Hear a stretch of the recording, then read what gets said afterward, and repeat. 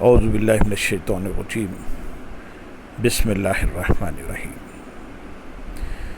ذکر الہی کی مقبولیت بھی تعظیم رسول صلی اللہ علیہ وسلم سے مشروط ہے۔ جیسا کہ ہم پچھلی نشست میں بیان کر چکے ہیں کہ قرآن حکیم نے سورۃ الفتح کی آیت نمبر 9 میں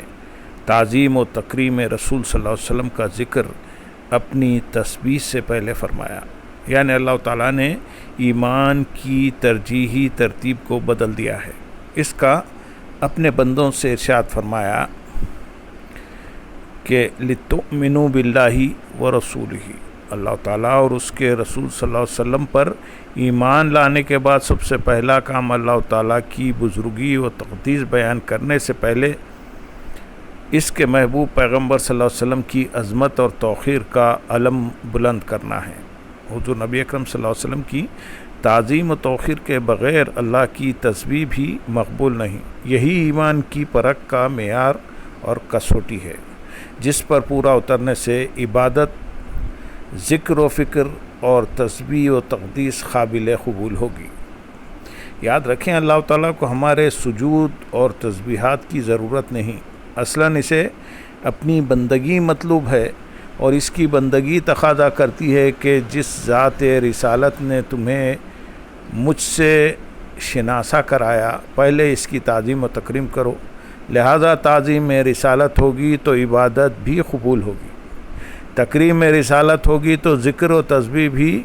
وجہ شرف ہوگی، ورنہ یہ سب منافقانہ اور کافرانہ عمل قرار پائے گا۔ اللہ تعالیٰ نے تو اپنے نبی سیدنا آدم علیہ السلام کی عدم تعظیم کی وجہ سے بڑے عابد ابلیس کو بھی راندہ درگاہ ٹھہرایا تھا، ورنہ ابلیس نے بارگاہ الہی میں نبی کی اہانت اور گستاخی کے علاوہ کوئی اور غلطی نہیں کی تھی۔ اپنے تئیں اس نے توحید خالص کا مظاہرہ کیا تھا کہ میں توحید پرست ہوں، اس لیے آدم علیہ السلام کو سجدہ میری عبادت و بندگی کو داغدار کر دے گا۔ یہ تو آدم کی عدم تعظیم پر ملنے والی سزا کا معاملہ ہے، جس نے ایک مخرب اور عابد کو شیطان اور ابلیس بنا دیا، جبکہ ہم تو کائنات کی سب سے بڑی ہستی جو اللہ کے بعد سب سے زیادہ تعظیم و تکریم کی مستحق ہے، اس کے ساتھ تعلق کی بات کر رہے ہیں۔ آپ حضرات خود سن سکتے ہیں کہ اللہ تعالیٰ نے عزازیل جیسے عبادت گزار ناری فرشتے کو حضرت آدم علیہ السلام کی بے ادبی کی بنا پر شیطان بنا دیا، تو اس کے محبوب رسول صلی اللہ علیہ وسلم کی اہانت اسے کس قدر ناپسند ہوگی۔ اسی طرح یہ اندازہ بھی لگایا جا سکتا ہے کہ حضور نبی اکرم صلی اللہ علیہ وسلم کی تعظیم و تکریم اللہ تعالیٰ کو کس قدر عزیز ہوگی، جن کے ایمان و نصرت کے لیے عالم ارواح میں انبیاء کی ارواح سے اللہ تعالیٰ نے پختہ وعدہ لیا تھا۔ اب اگر کوئی اس کے محبوب نبی صلی اللہ علیہ وسلم کی تعظیم و توقیر سے روگردانی کرے تو اس کا حشر بھی نہ صرف ابلیس کے ساتھ ہوگا بلکہ اس سے کہیں بدتر ہوگا۔ بعض لوگ جو دن رات توحید اور رب ذوالجلال کی عظمت و تمکنت کا ذکر کرتے نہیں تھکتے،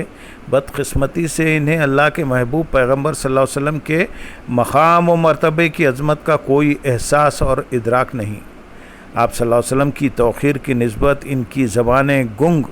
اور مہر بلب رہتی ہیں۔ وہ آپ صلی اللہ علیہ وسلم کو اللہ تعالیٰ کا رسول تو مانتے ہیں، لیکن محض عمومی اور اعتقادی طور پر۔ وہ دل سے آپ صلی اللہ علیہ وسلم کی پیغمبرانہ عظمت اور شان محبوبیت کو تسلیم کرنے سے گریزاں رہتے ہیں۔ وہ اللہ رب العزت کی توحید کی رٹ لگاتے رہتے ہیں، لیکن حضور نبی اکرم صلی اللہ علیہ وسلم کی تعظیم،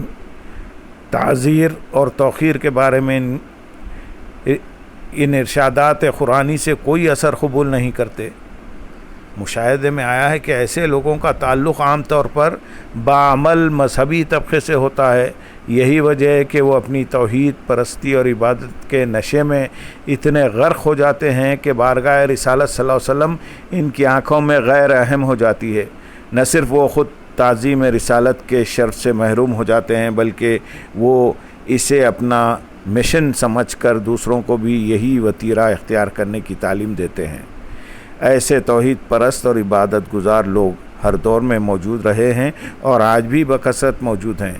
یہ توحید پرستی اور کثرت عبادت کے دھوکے میں آ کر علانیہ تعظیم و تکریم رسول صلی اللہ علیہ وسلم کے منکر ہو جاتے ہیں، جبکہ قرآن جگہ جگہ حضور صلی اللہ علیہ وسلم کی تعظیم و توقیر کی احکام بیان کر رہا ہے، اور اللہ کی نافرمانی کرتے ہوئے تعظیم و تکریم رسول صلی اللہ علیہ وسلم کے منکر ہو جاتے ہیں، اور اپنی اس ناپاک جسارت کے طفیل اپنی متاع ایمان ضائع کر کے رشک ابلیس بن جاتے ہیں۔ اللہ تعالیٰ اس نازک امتحان میں ہر شخص کو سرخرو فرمائے اور ہم سب کو ابلیسی توحید کی بجائے نبوی و ایمانی توحید کا فائدہ عطا فرمائے۔ اللہم صلی علی سیدنا محمد وعلی آلہ سیدنا محمد وبارک وسلم۔